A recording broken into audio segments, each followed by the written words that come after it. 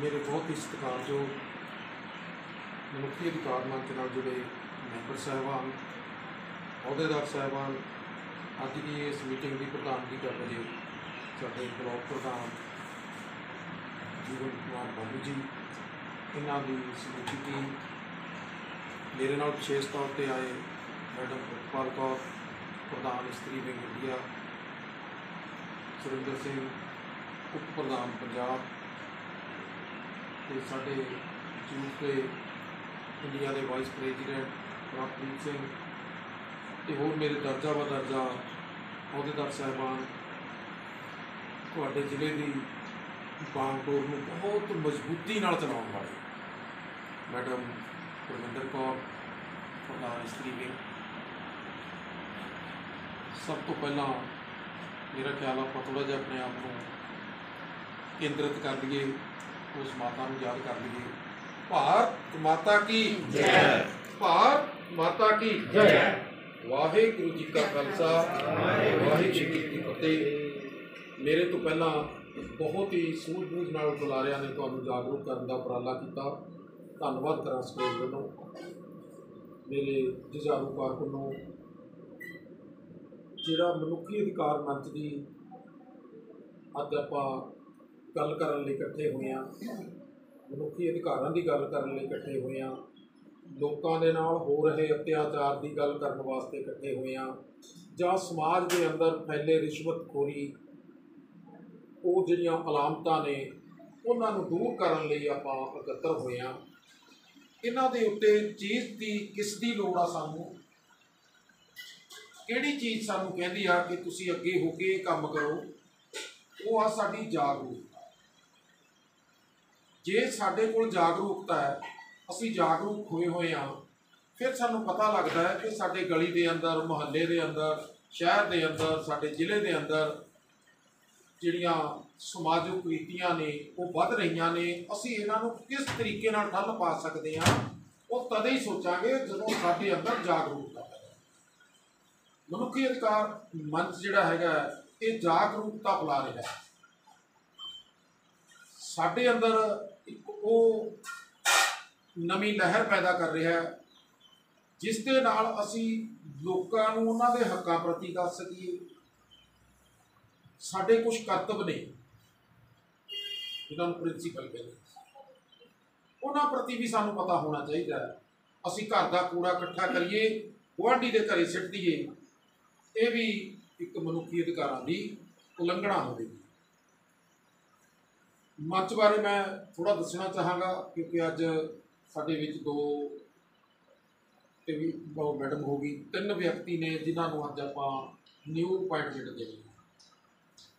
ये मंच 2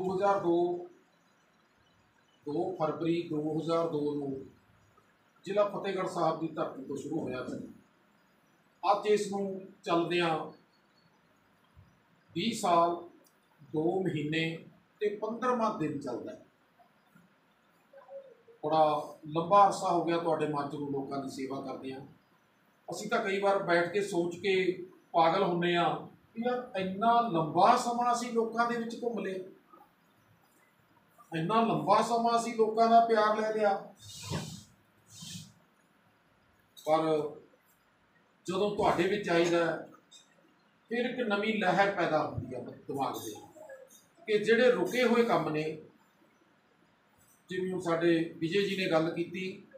वैसे तो मेरी गल विजय जी नाल इन्हां दे ज्वाइन होण तो पहलां हो गई सी कि ये कहंदे सी असीं कम्यूनिटी हाल बनाउणा चाहुंदे हां।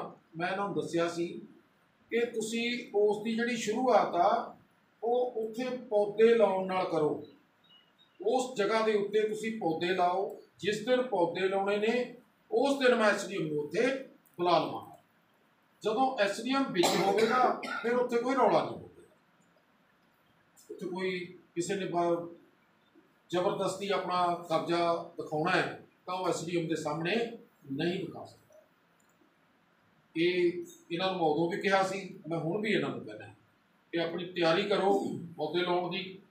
मैं SDM नूं तुसीं तैयारी करो, SDM नूं मैं मिल के उन्हां तों समा लैके आपां दिन रख लवांगे, SDM दे हत्थी लवावांगे। ਜਦੋਂ SDM ਲਾ ਕੇ ਆਏਗਾ ਫਿਰ ਉੱਥੇ ਕਿੰਤੂ ਪ੍ਰੰਤੂ ਮਿਲੇਗਾ। ਸਾਡੇ ਪ੍ਰਧਾਨ ਜੀ ਨੇ ਇੱਕ ਗੱਲ ਕਹੀ ਵੀ ਸਾਡੀ ਜਿਹੜੀ ਮੀਟਿੰਗ ਆ ਉਹ ਸਾਡੇ ਸਿਟੀ ਇੰਚਾਰਜ ਜਾਂ ਸਦਰ ਦਾ ਇੰਚਾਰਜ SDM ਨਾਲ ਕਰਵਾਈ ਜਾਵੇ। ਉਹ ਮੇਰੇ ਵੱਲੋਂ ਤੁਹਾਨੂੰ ਖੁੱਲ੍ਹੀ ਛੁੱਟੀ ਆ, ਤੁਸੀਂ ਕਦੇ ਵੀ ਸਮਾਂ ਰੱਖੋ, ਉਹਨਾਂ 'ਚੋਂ ਵੱਖ-ਵੱਖ ਨੂੰ ਮੈਂ ਬੁਲਾ ਕੇ ਤੁਹਾਡੇ ਨਾਲ ਮੀਟਿੰਗ ਜਿਹੜੀ ਹੈਗੀ ਆ ਉਹ ਫਿਕਸ ਕਰਵਾ ਦਾਂ, ਕਿਉਂਕਿ ਉਹ ਲੋਕ ਪਬਲਿਕ ਦੇ ਨੌਕਰ ਨਹੀਂ, ਅਸੀਂ ਉਹਨਾਂ ਦੇ ਨੌਕਰ ਨਹੀਂ।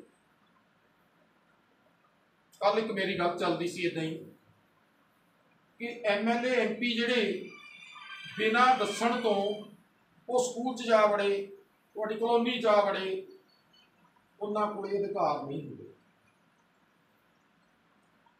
ਉਹਨਾਂ ਨੂੰ ਸੰਬੰਧਿਤ ਅਫਸਰ ਨੂੰ ਰਿਟਨ ਲਿਖ ਕੇ ਭੇਜਣਾ ਪੈਂਦਾ ਕਿ ਮੈਂ ਉਸ ਜਗ੍ਹਾ ਜਾਣਾ, ਉੱਥੇ ਆਓ। ਪਰ ਲੇਕਿਨ ਜਿਹੜੀ NGO ਆ, ਮੈਂ NGO ਦੀਆਂ ਤਾਕਤਾਂ ਵੀ ਤੁਹਾਡੇ ਨਾਲ ਅੱਗੇ ਗੱਲ ਕਰਦਾ, ਜਿਹੜੀ NGO ਆ ਇਹ ਬਿਲਕੁਲ ਖੁੱਲ੍ਹੀ ਆ। ਤੁਸੀਂ ਕਿਸੇ ਵੀ ਸਕੂਲ ਨੂੰ, ਕਿਸੇ ਹਸਪੀਟਲ ਨੂੰ, ਕਿਸੇ ਸਰਕਾਰੀ ਅਦਾਰੇ ਨੂੰ ਬਿਨਾਂ ਕਿਸੇ ਨੂੰ ਦੱਸੇ ਤੋਂ ਚੈੱਕ ਕਰ ਸਕਦੇ। ਤੁਹਾਡੇ ਕੋਲ ਪਾਵਰਾਂ ਉਹਨਾਂ ਕੋਲ ਨਹੀਂ, ਕਿਉਂਕਿ ਜਿਹੜਾ NGO ਆ, ਸੰਸਥਾਵਾਂ ਜਿਹੜੀਆਂ ਛੋਟੇ ਪੱਧਰ ਤੇ ਸੁਸਾਇਟੀਆਂ ਨੇ, ਉਹਨਾਂ ਦੀ ਗੱਲ ਤਾਂ ਮੈਂ ਨਾ ਕਰਾਂਗਾ ਕਿਉਂਕਿ ਉਹਨਾਂ ਦਾ ਆਪਣਾ ਦਾਇਰਾ ਹੈ। ਕੋਈ ਮੁਹੱਲੇ ਦੀ ਬਣੀ ਹੋਈ ਆ, ਕੋਈ ਸ਼ਹਿਰ ਦੀ ਬਣੀ ਹੋਈ ਆ, ਕੋਈ ਡਿਸਟ੍ਰਿਕਟ ਦੀ ਆ, ਕੋਈ ਪੰਜਾਬ ਦੀ ਆ। ਪਰ ਲੇਕਿਨ ਤੁਸੀਂ ਇੱਕ ਨੈਸ਼ਨਲ ਪੱਧਰ ਤੇ ਰਜਿਸਟਰਡ ਆ, ਆਲ ਓਵਰ ਇੰਡੀਆ ਰਜਿਸਟਰਡ ਆ। ਜਿਹੜੀਆਂ ਤੁਹਾਡੀਆਂ NGO ਨੇ, ਇਹ NGO ਇੰਟਰਨੈਸ਼ਨਲ ਪੱਧਰ ਤੇ ਜੁੜ ਜਾਂਦੀਆਂ। ਤੁਸੀਂ NGO ਲਾ ਪੜ੍ਹੋ, ਉਹਦੇ ਵਿੱਚ ਤੁਹਾਨੂੰ ਸਾਰੇ ਤੁਹਾਡੇ ਸ਼ੰਕੇ ਨੇ ਜਿਹੜੇ ਉਹ ਕਲੀਅਰ ਹੋ ਜਾਣਗੇ।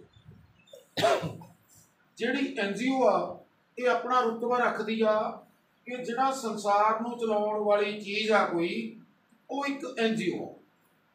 ਉਹਨੂੰ ਅਸੀਂ ਕਹਿੰਦੇ ਆ UNO, ਯੂਨਾਈਟਿਡ ਨੇਸ਼ਨ ਆਰਗੇਨਾਈਜੇਸ਼ਨ।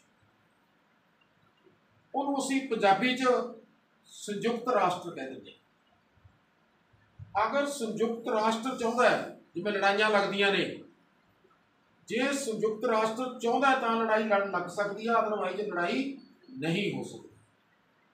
ਐਵੇਂ ਹੀ ਅਸੀਂ ਹੈਲਥ ਵੱਲ ਨੂੰ ਆਈਏ, ਉੱਥੇ ਵੀ ਸਾਡੀ ਜਿਹੜੀ ਸੁਰਮੋਰ ਆ, ਉਹ ਸੁਰਮੋਰ ਸਾਡੀ ਇੱਕ ਸੰਸਥਾ ਹੈ, ਉਹਦਾ ਨਾਂ ਹੈਗਾ WHO, ਵਰਲਡ ਹੈਲਥ ਆਰਗੇਨਾਈਜੇਸ਼ਨ। ਅਗਰ ਵਰਲਡ ਆਰਗੇਨਾਈਜੇਸ਼ਨ ਚਾਹੁੰਦੀ ਆ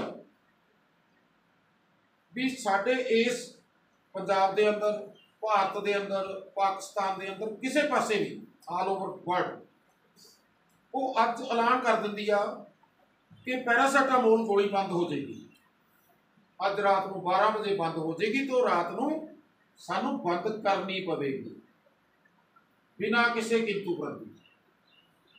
ਅਸੀਂ ਕਹਿ ਨਹੀਂ ਸਕਦੇ ਵੀ ਅਸੀਂ ਨਹੀਂ ਕਰਦੇ, ਨਹੀਂ, ਉਹ ਸਾਨੂੰ ਕਰਨੀ ਪਵੇਗੀ, ਕਿਉਂਕਿ ਜਿਹੜਾ ਟੋਟਲ ਹੈਲਥ ਦਾ ਕੰਮ ਆ ਉਹ ਇੱਕ NGO ਚਲਾ ਰਿਹਾ ਹੈ।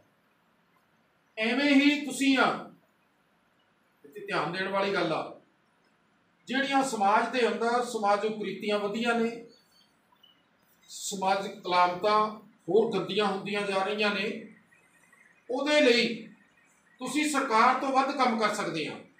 ਤੁਹਾਡੇ ਕੋਲ ਸਰਕਾਰ ਨਾਲੋਂ ਵੱਧ ਪਾਵਰਾਂ ਨੇ, ਪਰ ਉਹ ਪਾਵਰਾਂ ਨੂੰ ਵਰਤਣ ਦੇ ਲਈ ਸਾਨੂੰ ਚੀਜ਼ ਕਿਸ ਦੀ ਲੋੜ ਪੈਂਦੀ ਆ? ਜਾਗਰੂਕਤਾ ਦੀ। ਸਾਨੂੰ ਜਾਗਰੂਕ ਹੋਣਾ ਪਵੇਗਾ, ਇੱਕ ਮੈਚੂਲੇਸ਼ਨ 'ਚ ਆਉਣਾ ਪਵੇਗਾ, ਆਪਣੇ ਆਪ ਦਾ ਇੱਕ ਇਕੱਠ ਬਣਾਉਣਾ ਪਵੇਗਾ। ਜਦੋਂ ਅਸੀਂ ਇੱਕ ਇਕੱਠ ਬਣਾ ਕੇ ਕਿਸੇ ਵੀ ਕੰਮ ਨੂੰ ਕਰਦੇ ਹਾਂ ਤਾਂ ਉੱਥੇ ਤੁਹਾਨੂੰ ਕੋਈ ਰੋਕ ਟੋਕ ਨਹੀਂ ਹੁੰਦੀ, ਕੋਈ ਰੋਕ ਟੋਕ ਨਹੀਂ ਹੋ ਸਕਦੀ। ਇਸ ਕਰਕੇ ਆਪਾਂ ਟੋਟਲ ਲੋਕਾਂ ਨੂੰ ਜਾਗਰੂਕ ਕਰਨ ਲਈ, ਜਿਵੇਂ ਹੁਣ ਬਹੁਤ ਵਧੀਆ ਲੱਗਿਆ ਮੈਨੂੰ ਤੁਹਾਡਾ ਇਹ ਜਿਹੜਾ ਤੁਸੀਂ ਆ ਸਿਲਸਿਲਾ ਚਲਾਇਆ ਨਾ, ਬਹੁਤ ਵਧੀਆ ਹੈ ਕਿ ਅਸੀਂ ਪਹਿਲਾਂ ਸਾਡੇ ਪ੍ਰਧਾਨ ਜੀ ਦੇ ਘਰ ਮੀਟਿੰਗ ਕੀਤੀ, ਉਸ ਤੋਂ ਬਾਅਦ ਪਿਛਲੀ ਮੀਟਿੰਗ ਆਪਾਂ ਨੇ ਉਹ ਵੀ ਇਹਨਾਂ ਨੇ ਰਲ ਕੇ ਆਪਣੇ ਖੰਨਾ ਜੀ ਦੇ ਘਰ ਦੇ ਨਾਲ ਕੀਤੀ ਸੀ। ਤੇ ਅੱਜ ਦੀ ਜਿਹੜੀ ਮੀਟਿੰਗ ਸੀ ਉਹ ਸਾਡੇ ਦਰਸ਼ਨ ਸਿੰਘ ਜੀ ਨੇ ਮੰਗੀ ਹੋਈ ਸੀ ਕਿ ਮੈਨੂੰ 2 ਮੀਟਿੰਗ ਮੈਂ ਕਰਨੀ ਹੈ। ਇਵੇਂ ਹੀ ਆਪਾਂ ਇਸ ਮੀਟਿੰਗ ਨੂੰ ਅਲੱਗ-ਅਲੱਗ ਜਗ੍ਹਾ ਤੇ ਕਰੀਏ। ਜਿਵੇਂ ਹੁਣ ਸਾਡੇ ਭਾਈ ਸਾਹਿਬ ਬੈਠੇ ਨੇ, ਕੀ ਨਾਮ ਸੀ ਆਪਣਾ? ਪ੍ਰਤਾਪ ਸਿੰਘ ਹਿਮਾਚਲੀ। ਹੁਣ ਅਗਲੀ ਮੀਟਿੰਗ ਇਹਨਾਂ ਨੇ ਮੰਗ ਲਈ, ਇਹ ਨਹੀਂ ਪਤਾ ਹੁਣ ਇਹ ਪੱਕੇ ਤੌਰ ਤੇ ਮੰਗੀ ਆ ਖਾਸੀ ਚ ਕੀ ਹੈ, ਪੱਕੇ ਤੌਰ ਤੇ ਆ ਜਗ੍ਹਾ ਤੇ ਹਾਂ ਦੇਖ ਲਓ। ਹੁਣ ਇਵੇਂ ਹੀ ਅਸੀਂ ਮਤਲਬ ਅਲੱਗ-ਅਲੱਗ ਦੂਜੀਆਂ, ਮਤਲਬ ਇਹ ਜ਼ਰੂਰੀ ਨਹੀਂ ਕਿ ਅਸੀਂ ਗੁਰੂ ਨਾਨਕ ਕਲੋਨੀ ਦੇ ਅੰਦਰ ਹੀ ਰਹਿਣਾ, ਨਹੀਂ, ਅਸੀਂ ਦੂਜੀਆਂ ਕਲੋਨੀਆਂ 'ਚ ਵੀ ਵੜਨਾ। ਉਹਨਾਂ ਦੇ ਵਿੱਚ ਆਪਾਂ ਖੁੱਲ੍ਹੇ ਤੌਰ ਤੇ ਮੀਟਿੰਗ ਰੱਖੀਏ। ਜਦੋਂ ਮੀਟਿੰਗ ਰੱਖਣੀ ਆ ਉਹਦੇ 'ਚ ਕੋਸ਼ਿਸ਼ ਕਰੋ ਕਿ ਜਿੰਨੇ ਕੁ ਆਪਾਂ ਨੂੰ ਜਾਣਦੇ ਨੇ 1 2 4 ਲੋਕ, ਉਹਨਾਂ ਨੂੰ ਵਿੱਚ ਲੈ ਕੇ ਆਓ, ਤਾਂ ਕਿ ਉਹਨਾਂ ਦੇ ਨਾਲ ਵੀ ਆਪਾਂ ਆਪਣੀ ਜਿਹੜੀ ਵਾਰਤਾ ਉਹ ਸਾਂਝੀ ਕਰੀਏ। ਸਮਾਜ ਨੂੰ ਵਧੀਆ ਬਣਾਉਣ ਲਈ ਚੰਗੇ ਲੋਕਾਂ ਦੀ ਲੋੜ ਆ। ਉਹ ਚੰਗੇ ਲੋਕ ਕਿੱਥੋਂ ਲੱਭਣੇ ਨੇ? ਪਬਲਿਕ ਦੇ ਅੰਦਰੋਂ। ਪਬਲਿਕ ਨੂੰ ਕਦੋਂ ਦੱਸੋਗੇ? ਜਦੋਂ ਤੁਸੀਂ ਉਹਨਾਂ ਨੂੰ ਰਲ ਮਿਲ ਕੇ ਬਿਠਾਵੋਗੇ। ਜਦੋਂ ਬੈਠ ਗਏ ਫਿਰ ਉਹਨਾਂ ਦੇ ਮਨ ਦੇ ਵਿੱਚ ਆਵੇਗਾ ਵੀ ਸਾਡੇ ਅੰਗਰੇਜ਼ ਸਿੰਘ ਜੀ ਕਰ ਰਹੇ ਨੇ, ਮੈਂ ਕਿਉਂ ਨਹੀਂ ਕਰ ਸਕਦਾ?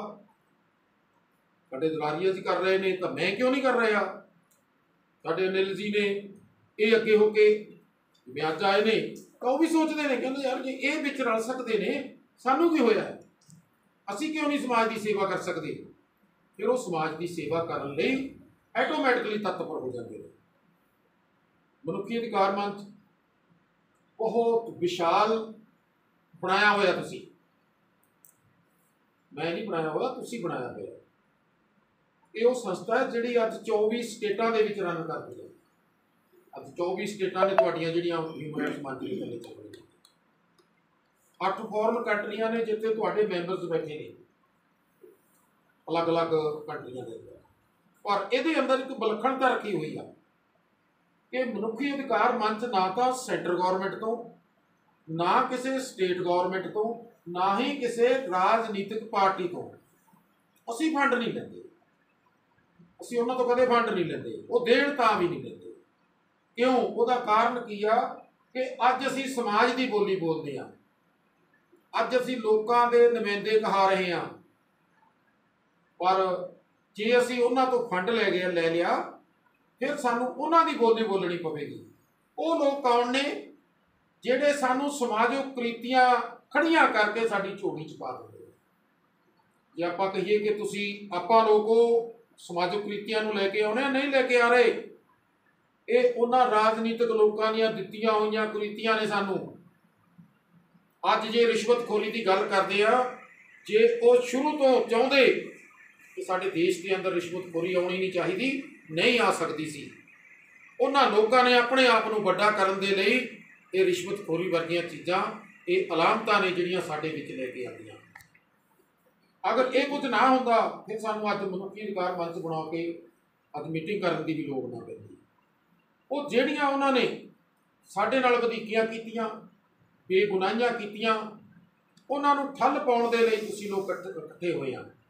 ਜੇ ਆਪਾਂ ਇਕੱਠੇ ਹੋਏ ਆ ਫਿਰ ਇਕੱਠੇ ਹੋ ਕੇ ਆਪਾਂ ਖਾਲੀ ਗੱਲਾਂ ਤੱਕ ਸੀਮਤ ਨਾ ਰਹੀਏ, ਅਸੀਂ ਕੁਝ ਕਰਨ ਲਈ ਵੀ ਤੁਰੀਏ, ਅੱਗੇ ਵਧੀਏ, ਕੁਛ ਕਰੀਏ, ਤਾਂ ਕਿ ਉਹ ਲੋਕ ਤੁਹਾਨੂੰ ਯਾਦ ਕਰਨ ਕਿ ਪ੍ਰਧਾਨ ਜੀ ਜੀਵਨ ਬਾਲੂ ਜੀ ਦੇ ਹੁੰਦਿਆਂ ਅਸੀਂ ਆਹ ਕੁਝ ਕੀਤਾ ਸੀ।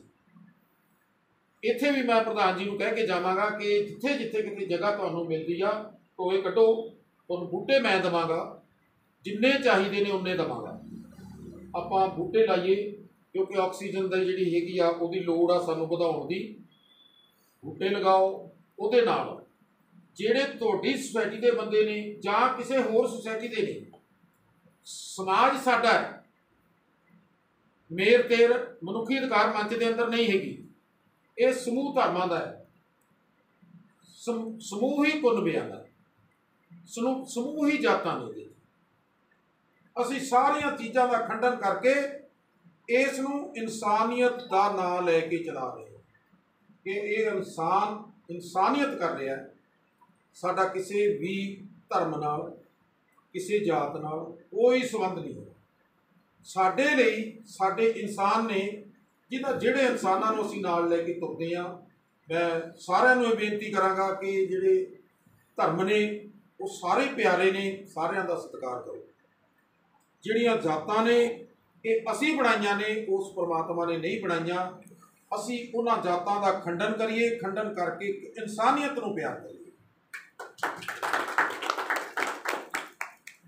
ਮੈਂ ਲੰਬਾ ਕੁਝ ਨਾ ਕਹਾਂ। ਜਿਨ੍ਹਾਂ ਨੂੰ ਅੱਜ ਆਪਾਂ ਮੈਡਮ ਬਲਵੰਤ ਕੌਰ ਜੀ, ਜਿਨ੍ਹਾਂ ਨੂੰ ਅਸੀਂ vice chairperson woman cell block Kharar ਲਗਾਇਆ ਹੈ, ਅੱਜ ਇਹਨਾਂ ਨੂੰ ਆਪਾਂ ਕਾਰ ਦੇ ਕੇ ਖੁਸ਼ੀ ਪ੍ਰਾਪਤ ਕਰਾਂਗੇ। ਸਾਡੇ ਅਨਿਲ ਕੁਮਾਰ ਜੀ, ਜਿਨ੍ਹਾਂ ਨੂੰ ਵਾਈਸ ਪ੍ਰੈਜ਼ੀਡੈਂਟ ਬਲਾਕ ਖਰੜ ਲਗਾਇਆ ਗਿਆ, ਤੇ ਸਾਡੇ ਦੀਪ ਸ਼ਰਮਾ ਜੀ, ਉਹਨਾਂ ਨੂੰ ਅੱਜ ਆਪਾਂ vice chairman advisory committee block Kharar ਲਗਾ ਕੇ ਆਪਾਂ ਖੁਸ਼ੀ ਲਵਾਂਗੇ।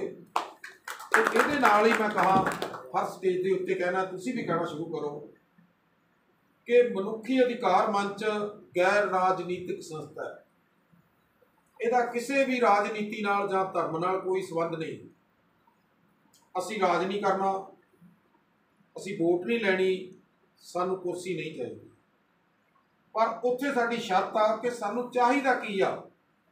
ਸਾਨੂੰ ਚਾਹੀਦਾ ਇੱਕ ਸਾਫ਼ ਸੁਥਰਾ ਸਮਾਜ। ਉਹ ਸਮਾਜ ਜਿਸ ਸਮਾਜ ਦੇ ਅੰਦਰ ਸਮਾਜਿਕ ਕੁਰੀਤੀ ਦਾ ਨਾਂ ਨਾ ਹੋਵੇ, ਉਹ ਸਮਾਜ ਜਿਸ ਸਮਾਜ ਦੇ ਅੰਦਰ ਅਨਪੜ੍ਹਤਾ ਦਾ ਨਾਂ ਨਾ ਹੋਵੇ, ਉਹ ਸਮਾਜ ਜਿਸ ਦੇ ਅੰਦਰ ਰਿਸ਼ਵਤਖੋਰੀ ਵਰਗੀਆਂ ਅਲਾਮਤਾਂ ਦਾ ਨਾਂ ਨਾ ਹੋਵੇ। ਪਰ ਇਹ ਸਾਰਾ ਕੁਝ ਕਦੋਂ ਬਣ ਸਕਦਾ ਹੈ? ਜਦੋਂ ਸਾਡੇ ਅੰਦਰ ਜਾਗਰੂਕਤਾ ਪੈਦਾ ਹੋਵੇ।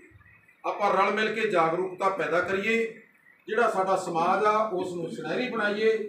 ਇਹਨਾਂ ਹੀ ਸ਼ਬਦਾਂ ਦੇ ਨਾਲ ਤੁਹਾਡੇ ਸਾਰਿਆਂ ਤੋਂ ਮੰਗਾ ਮਾਫੀ, ਬੁਲਾਈਏ ਫਤਿਹ। ਵਾਹਿਗੁਰੂ ਜੀ ਕਾ ਖਾਲਸਾ, ਵਾਹਿਗੁਰੂ।